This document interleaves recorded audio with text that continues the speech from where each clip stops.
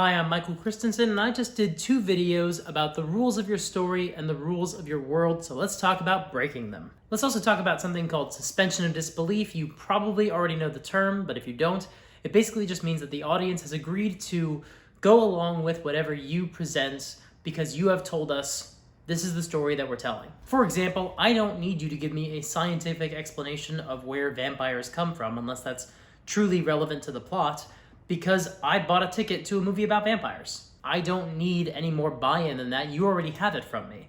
I have agreed I will come with you on the journey. But suspension of disbelief only goes so far. If I'm watching Ocean's 11 and halfway through a vampire shows up, that's not what I agreed to. You didn't get my signature on putting vampires into this heist story because that was not part of the deal that we made when I came in. When is it okay to break your rules? When is it okay to break the fiction that you've established and not break the suspension of disbelief? I think it's all about presentation, first of all, because if you're watching something like The Green Mile, for the first hour of the film, it's essentially like The Shawshank Redemption, but on death row.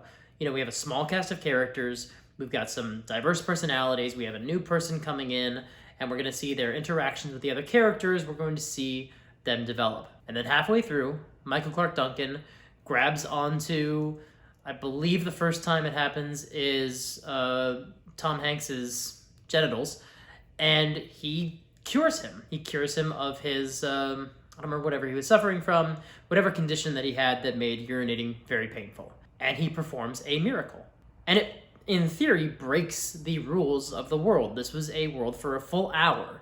This was a world where we were experiencing something that was real, that was bounded. It was death row. This breaks the rules, seemingly, of the world. This is a world where there were walls. I mean, literally there were walls. It's on death row, but there were borders.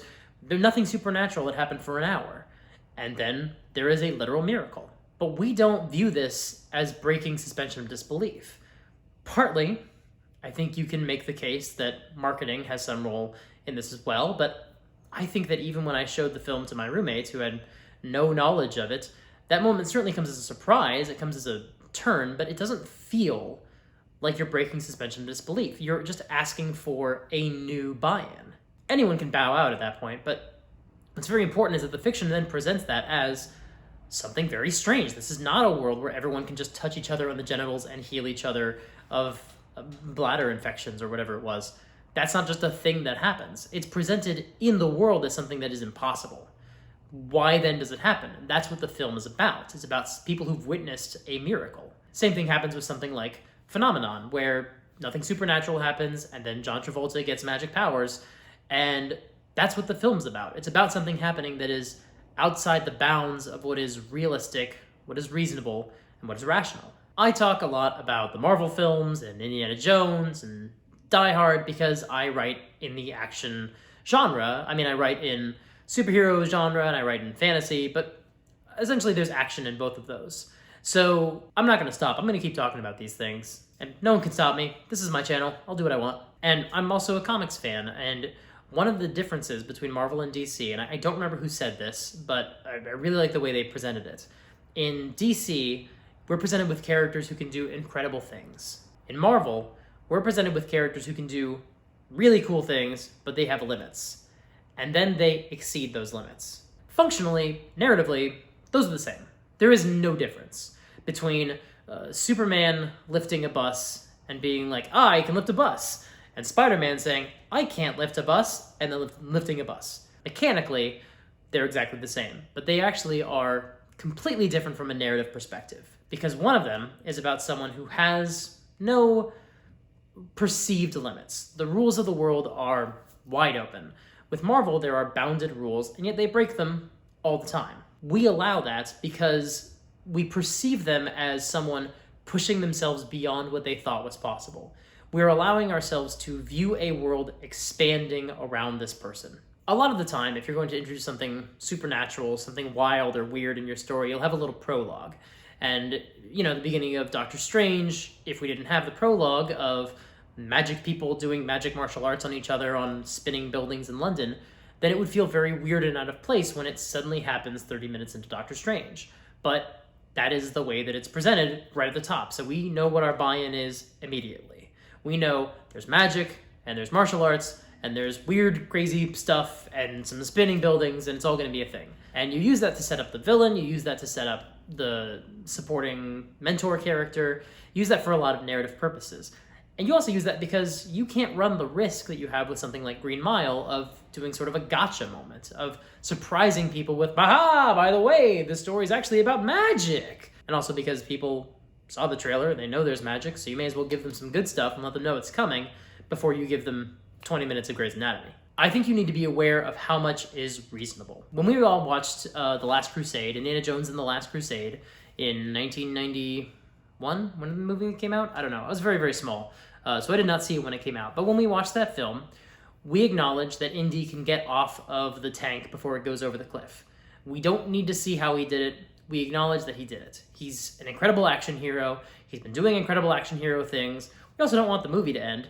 So, of course, the tank goes over, everyone thinks that he's dead, we know he's not going to be dead, and then Indy walks up because he got off of it, presumably 2 seconds before the tank went over the cliff, and everyone is very relieved and happy to see him. And we all say, yes, Indiana Jones can escape from anything, he's a hero, he can do anything.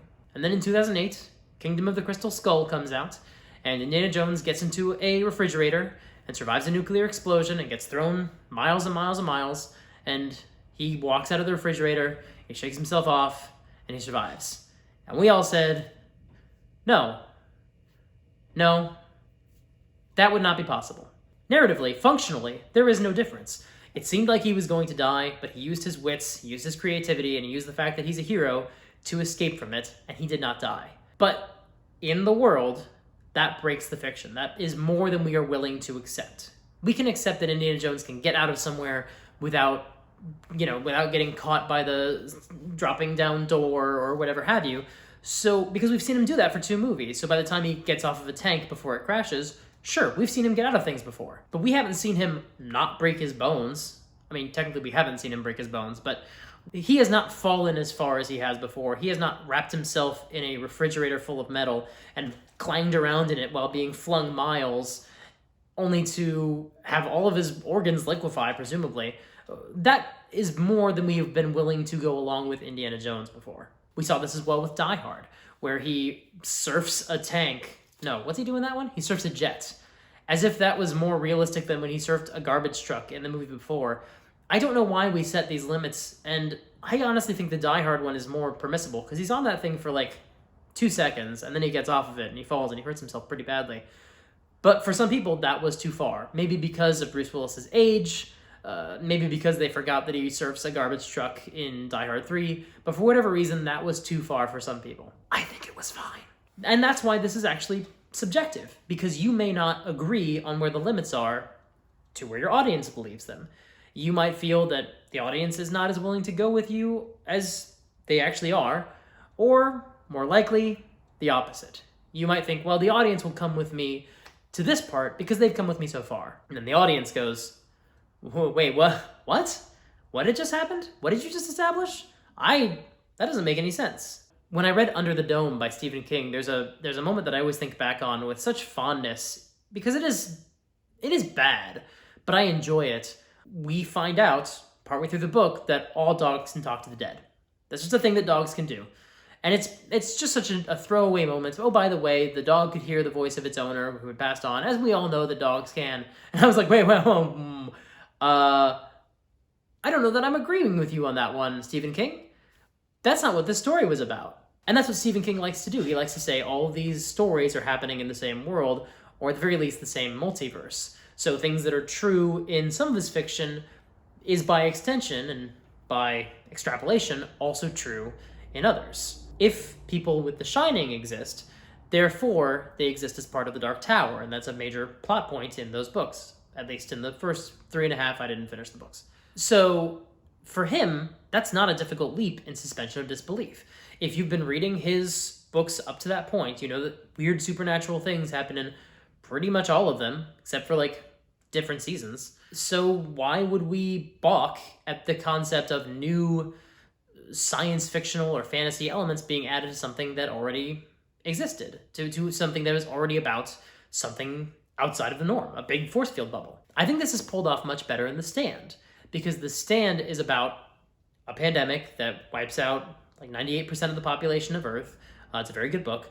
Maybe wait and read it later, or maybe read it now. I don't know. I would have preferred to read it before the pandemic. That's what I did. You may not have had that option. I think you should read it. Anyway, it's about a pandemic that wipes out a whole bunch of people, and then a character emerges who is very much like the Antichrist. He is magic. He is unambiguously has magical powers. He is representative of some greater evil, and there is a counterpart force for good, though not as obviously manifesting in magic, but still powerful in their own way, able to speak through dreams and that sort of thing. That feels like two different plots, but because it is about the second, is about the people battling between good and evil, it is essentially, and he thinks about this a lot, talks about this a lot, it is Lord of the Rings, but, you know, Rivendell is Colorado and Mordor is Las Vegas. That's how he pitches that story. That's really what that story is. The inciting incident is this pandemic. Well, not this pandemic, but a pandemic. And then the story is about this other thing that can only happen in the setting that he's created, because that's the way that you can tell the story that you want to about people trekking on this mission to go and deal with this greater evil force in our world. That doesn't break suspension of disbelief. That makes perfect sense within the context of the story he was telling. In Under the Dome, when, by the way, a dog can just talk to the dead, that's more than... I mean, I still finished the book, but that is a little bit more than I'm willing to go along with, and I think about that all the time. That's my number one example of someone just, by the way, slipping in a new premise, just go along with me. I think the best example of suspension of disbelief being broken, even though it seems not that much further apart from something that happened in another story, is the fridge. Indiana Jones being nuked in the fridge. It's now become a whole trope term, nuking the fridge, for when a franchise goes off the rails and goes beyond what it could have before. Yes, jumping the shark is when something just gets bad, but nuking the fridge is when you have completely lost focus of what was possible in your world. I think that that is fair, don't get me wrong, but I think that there is a line where you can establish moments like that. If he had survived that fridge and then said, I shouldn't have survived that, how am I alive? You could have made the story about that, and we actually, I think I could argue we would have gone along with that. This is a world where the Holy Grail exists, where Shiva presumably exists, and where the Ark of the Covenant has actual magical powers. Why would we not be able to accept someone surviving something unreasonable? Well, because the only magic that we've seen in this world so far, the only times people have gone through remarkable and magical things have been from the old world, from the religion before. Technically, it's the current religion. Judaism and Hinduism and Christianity are all pretty powerful religions in the modern day, but these are artifacts from an older world. These are relics of a former time when magic was possible, when this sort of thing could have happened and we could have believed it. And now they're appearing in our modern world and manifesting as unexplainable magic. That's the premise of the first three Indiana Jones films. The fourth is about aliens and a guy survives a nuclear bomb in a fridge, and it doesn't feel like the same franchise. You have broken the fiction by showing us where the lines were. We didn't even realize it. You've gone beyond those lines. I play a lot of Dungeons and Dragons, and anytime a dinosaur appears, people think, nope, that doesn't make sense. Why? Dragons all don't exist in our world. Beholders and Illithids and goblins and kobolds, none of these things exist in our world, but dinosaurs for people don't feel a part of that mythology. In the same way that Indiana Jones is a story about relics from an ancient time, and the crystal skull being alien doesn't feel like it fits into that narrative, so too, people don't feel like dinosaurs fits into the traditional medieval fantasy setting of a normal D&D game. They don't fit into fantasy land, because dinosaurs belong in science fiction land. There's nothing any more or less scientific about Journey to the Center of the Earth, where you go down into the hollow earth and you find some secret dinosaurs that are under there. Any story that has secret hidden dinosaurs is still a fantasy story. It does not matter if you've scientifically explained it. In The Lost World, not the Jurassic Park one, but the original one, there was no rationalization for any of these things. But it breaks people's suspension of disbelief. Unless I can give them a concrete explanation, these are from another place where this extinction event presumably never happened, or where these tiny lizards were able to grow and flourish, then we allow it. We say, hey, there's an island, and on this island, there are still some dinosaurs. Suddenly, everyone's on board.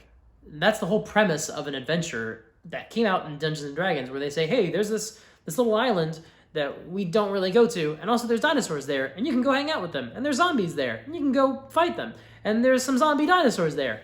And suddenly, everyone's on board, because you've given them something that makes sense in the world of fiction. There's nothing any more or less outrageous about dinosaurs than dragons. They're less outrageous than dragons.